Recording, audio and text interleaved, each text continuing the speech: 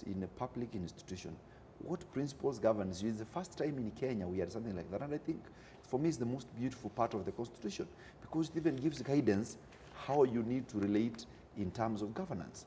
It has a simple, very simple statement called public participation. When you say public participation, it doesn't mean you come and talk, you know, to me and talk over me and you are the one direct more to say. It says, we sit on this table, the Koyo says what he wants to say, I say what I have to say, ask him, why do you think you wanted this direction? We participate, then we say, this is our conclusion and we think it's good, then we implement it.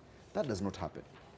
Our ministers, our members of parliament, forgive me for saying that, many times they believe and imagine that they don't want to know where the country should go. The rest of the Kenyans, we are clueless and have no idea what we want for the country, which is unfortunate.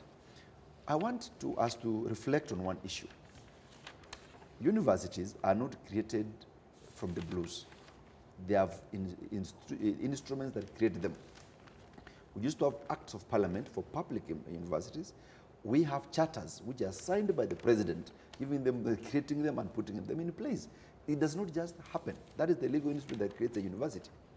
By the time the president is signing a charter to establish a university, he has been able to get advisory.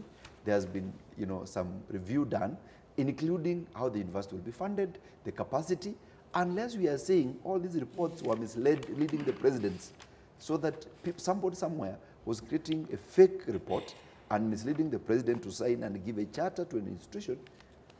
We should reflect, why are we instantly changing our position?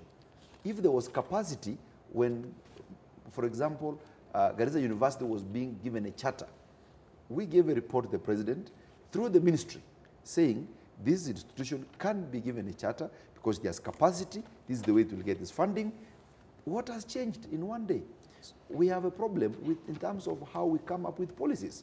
I have said before, Matiang'i did a good job as Minister for Education, but I doubt whether those particular, you know, changes that he brought on board became people's policies. I used to call them Matiang'i reforms. Matiang'i reforms means when Matiang'i leaves as he did, Amina Mohamed came in and she was clueless what to do, because this is nothing to do with the ministry. This was Matiang'i as a person running it. So it's back to following the processes, yes, and making sure...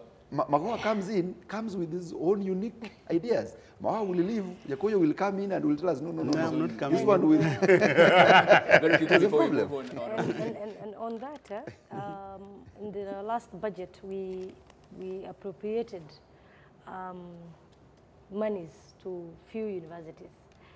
And it is true, you know, Magoha really, he just needs to go to the ground, and he doesn't know what election means, because us, and Mheshimiwa JQ knows, giving an opportunity to youths and giving, you know, sending people, especially where I come from, the Asal area, you know, a student getting a B or A, it's a big celebration, or even let me see B minor. So Garissa has really, university has really supported a lot of students. This Mashujaji, the president is again giving a charter to University, which is on your way to Kajiado. You see, he cannot just wake up one morning and bring policies like that. I think it needs conversation, it needs involving stakeholders, coming to Bunge. But above all, Magoha talks a lot, but he doesn't do anything. Let's wait and see whether this one will actually be pulled through as far as this is concerned. Let's move on now to our final topic this morning, and it's, of course, is about our county of Nairobi, a county that has had very many questions as to how exactly its administration is going on. We've stayed without a deputy governor for so long, we forgot that that post even exists in this particular county. And it got to a certain point where we didn't have our governor in the country. He was overseas. We didn't have a deputy governor. And our speaker couldn't get into the county assembly because of the chaos that was in that particular region. So we realized there is a huge vacuum. Fast forward to yesterday, and the governor of Nairobi, Mike Sonko, was appealing to the president to help him fight the cartels in the county. He said they are very deep, they are very strong, and he was appealing to the president to help in that particular fight. Honorable Midio, there was a time a point had been mooted in the sense that, how about we take the Nairobi county and absorb it into national government, because it seems like as is, it's not working. Is that the way to go with such appeals being made to the president? Well, it's always been my idea that Nairobi must be like Washington, D.C. You know, when if Nairobi were under Uhuru Kenyatta and the national government, we would be blaming the police commissioner and all these things. Nairobi has even worse issues, Jeff. The Sonko is not even in control of simple things like his askaris. I saw the other day an MCA did something very honorable. That he questioned the speaker as to why the askaris of Nairobi City Council are so overzealous on Friday. Why are they harassing matatus? Why are they doing this? They don't even understand where their pay comes from because they are corrupt. I do not think somebody of the capacity of Sonko can run Nairobi. I do not think many people can do it. I think it can be done under parliament and the presidency. Nairobi is our biggest GDP earner, and I don't think it should be left to the issues we are being treated to. You know, Sonko has been absent. Remember another time he tried to move Nairobi to Machakos, and nothing happened to him. In other words, if you watch what I was watching on CNN, it is an impeachable offense. But he is there. The law allows us to have a governor. We have him as our governor.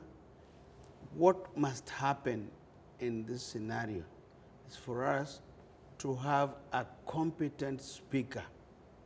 And I do not mind Beatrice Elachi. All these issues which they are doing are semantics. I listened to a conversation between Sonko and Mbugua. Some very interesting conversation. Mbugua is a nobody in Nairobi. But he's talking, I don't know, about commander. He's talking about, I don't know who is. So you're saying, is this how we would really want to be governed? Something is amiss. Clearly, and you can see that. I'll come to Honorable Gedi on this as well, because even as we rethink, probably it's time to look at how we deal with this county. But in past times, we've seen people deal with the county better. We have people like Philip Kisia, when the county was under control as town clerk, and it was being managed properly. So is it a personality issue that if you got the right person there, maybe you wouldn't be thinking about having to take the county to national government or under parliamentary observation in terms of making sure administration is followed out? Is it the person that's the issue? Change that and we've solved the entire problem? Well, I cannot say it is the person because Nairobi has many issues. Nairobi is the face of Kenya.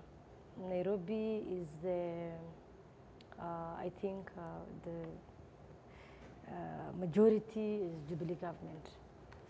And this is Jubilee party, and this is a Jubilee government. For me, what I really wanted to see was the Jubilee party to crack the whip from the beginning. We saw yesterday there's a good move by the Secretary General, but that's not enough. We saw yesterday the governor say, oh, there's a cartels. But where are these cartels really? You know, and who are these cartels? And why were you quiet for 2 years? And now is when, you know, you're accepting there is a cartels. I think it is a leadership, and we're missing that leadership in Nairobi. Beatrice Elachi, I think she's a strong woman. And the reason why people are fighting her, it's because she wanted to fight these cartels. She wanted to bring discipline to that assembly. She wanted, you know, to make that assembly work. And that is why you saw someone who has a valid court order, who is coming back to work. She was being harassed. You saw what they did. And that was very wrong, very, very wrong. And it's not about that. It's about, you know, the resource. It's about control of that assembly. It's about, I'm told, the public service board. There is a lot going on. So for me, what I really want to see is the president to save this Nairobi. Because Nairobi is not only Nairobi County. All of us, this is where we call home. We might be coming from different part of this country, But this is where we all house, Okay. you know, and stay and, you know, take our kids to school. And we can't see the face of Kenya, the face of East Africa being messed like this. It is a total mess, really. When Honorable Gedi, Mr. Nyoka, says that it's up to the president now, the buck stops at him to bring this to order. We've seen what has played out in the party, in terms of the party itself, the ruling party, and some of that also being reflected in the House and the County Assembly. SG had to call the majority leader and talk about how they're going to make sure they work together. Speaker Lachi wasn't there yesterday at Jubilee House, and that utterance was being made. From your point of view, is it a political solution that we need right now in terms of the party, or is it a broader issue of administration that we need a system that this will work, whoever becomes governor next time? I think for the first time, I believe strongly that we need to remove Nairobi County from the list of counties. Take it to national government? Take it to national government. Why do I say that? Before 20 elections of Sonko, I am on record saying that if Sonko will be elected governor, it will be a big joke for Nairobi and Kenya. It's a mistake. That was the wrong man. I repeat the same words. I do not miss my words on it. He has demonstrated that he's the wrong person to be in that particular office. But be it as it may, Sonko beat people who are much better in terms of, or we imagine are much better in terms of policy, in terms of education, in terms of capacity. That tells you, if you go to elections, Sonko is a good politician. He knows where the votes are. Honorable Gedi could be as well be calling Nairobi her home, but she's not a voter in Nairobi. She will not control who will be elected here. I could call Nairobi my home, but I don't vote in Nairobi. The people who vote in Nairobi are in the slum areas. And Sonko is the only one who walks through the sewage when need arises and pays their rent of 500 shillings. So when we call elections in 2022 and Sonko Vice is going to win, he is not likely to get an able competitor because the rest we are likely to go there and they are not used to that kind of setup. So he knows where the voting block is. But when we pass the new constitution, we devolve some functions. One of the functions that was devolved is agriculture. I do not think in Nairobi there is anybody doing an agriculture that requires county government intervention or even policies. There's nothing. We all get our food from Kiambu, from elsewhere, we get fish from Kisumu. We don't rear these things in Nairobi.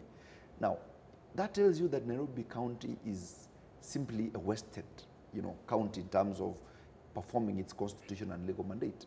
So the problems of Nairobi will be slightly different. That will require perhaps a different thought than saying this is a county of given allocation, do your work. Okay.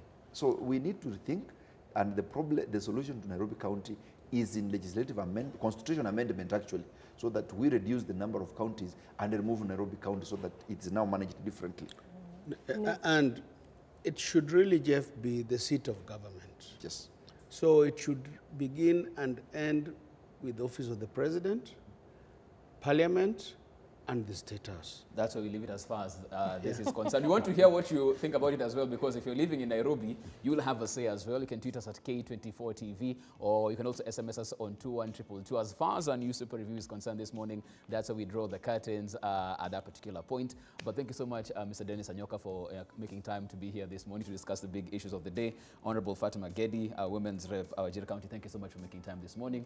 Honorable Jacob Medio, bringing you back from retirement, as you said. Thank you for making time. Yes, Thank you so much. It's our pleasure. Yes. We take a short break. We're back on the other side. We get interactive.